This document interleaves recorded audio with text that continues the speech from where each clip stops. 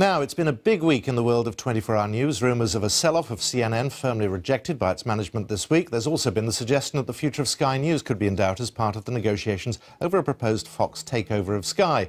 And here at the BBC, we've been marking 20 years since the start of the BBC News Channel, or News 24 as it was. There was even a cake. So, what is the future of broadcasting? Should everyone be doing more of better with less? What we need to do is to talk to an expert, and I mean a serious expert, someone who really knows how it all works, and I think we can hear from one now. So that's all good then.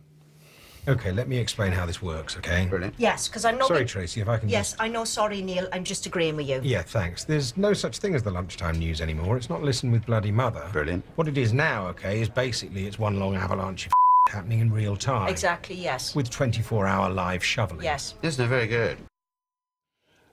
Well, exactly, yes. Well, to help with all this, we can talk in more detail to the man in that video, Controller of News and Current Affairs, Neil Reid. Mr. Reid, welcome to W1A, BBC News. Thank you. A momentous week. Who would have thought we would still be here after 20 years? Well, I certainly would have thought we'd be here after 20 years, because news doesn't stop, does it? At the end of the day, it's going to keep on going forever, and people walking down the street doing something is necessarily news. So there might be boring news, there might be very interesting news.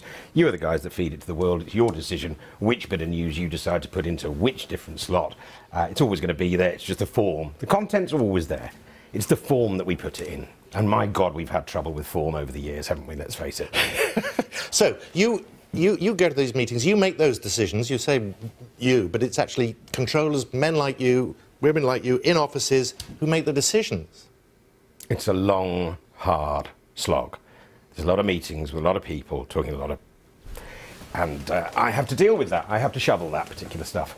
And at the end of the day, we make a decision about what we're going to do. Hopefully I get my way, but the Director of Strategic Governance, for example, Simon Harwood, might well tell us that Panorama's now going to Twitter. I mean, what do? You throw your hands up in the air. Somebody comes in to me and says, Evan Davis, he wants to do Strictly Come Dancing.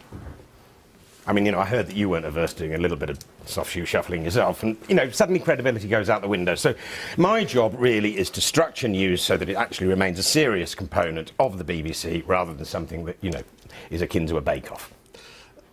So what is it about the channel? It's evolved over this period of time. I mean, how do you see it progressing? How do you see the next 20 years panning out?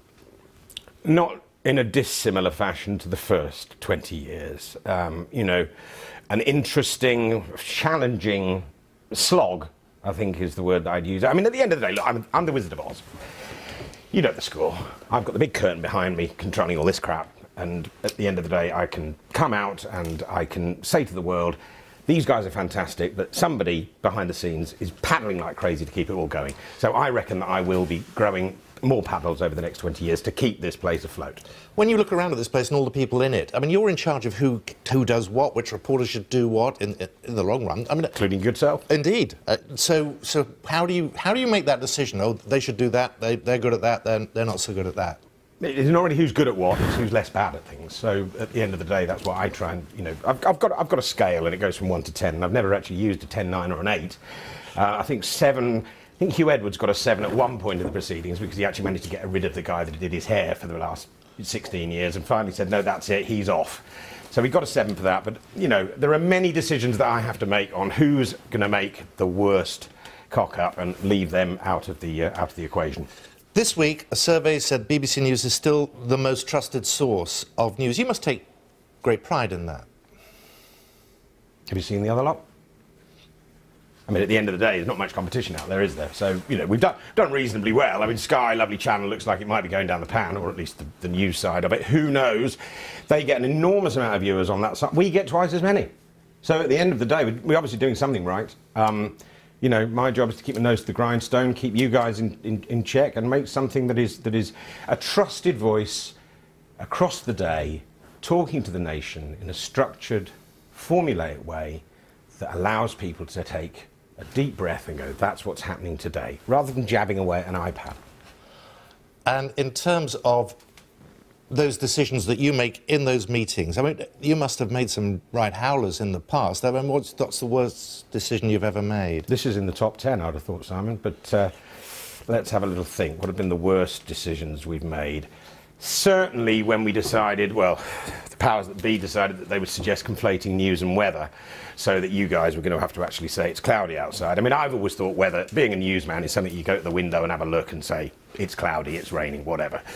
Obviously, Tom Schaffenacker would disagree. However, that's, you know, my point of view. There was a decision at one point, because costs were going up, that yeah, news and weather would conflate. At that point in the proceedings, I mean, Fiona Bruce's eyebrows went up so many times I couldn't count how many. You know, it was just extraordinary. So Sophie Raworth threw a glass of water in my face. I think it was water anyway.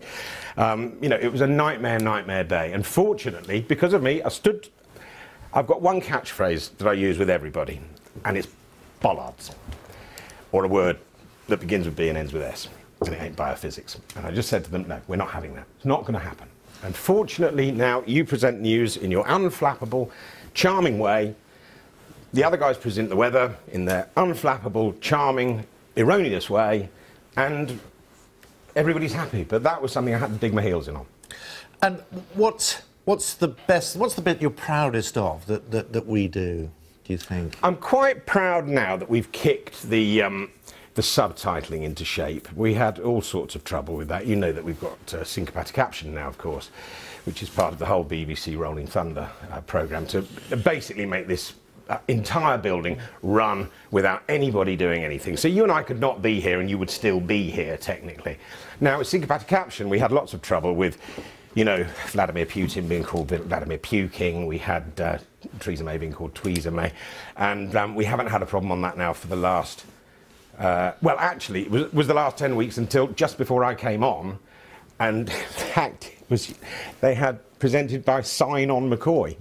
Now, I don't know if that's a terrible portent for things to come, but, you know, I'm very, very proud that we managed to nail that now, and, you know, people that need to literally watch the news as well as listen to it can do so in peace and harmony. How do you keep your temper in those meetings? I don't. You know me, Simon. You know, let's be frank. You know, you've heard things come out of my mouth that you wouldn't hear from a Liverpool docker.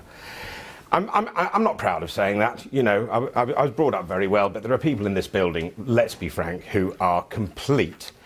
I think we're going to have to leave it there. Yeah. Neil Reid, it's really good to talk to you. Thank you very much. Thanks, Simon. And of course, we ought to thank David Westhead, who had a small part to play in all that as well. Thank you very much for that. And the recent series of W1A, it's available on the BBC iPlayer. Very strong. Let's get a look at the weather. Ben Rich, who probably doing the news at some stage as well. This is anything to go by. But let's get a weather update from him now. Ben. Good afternoon. Eventually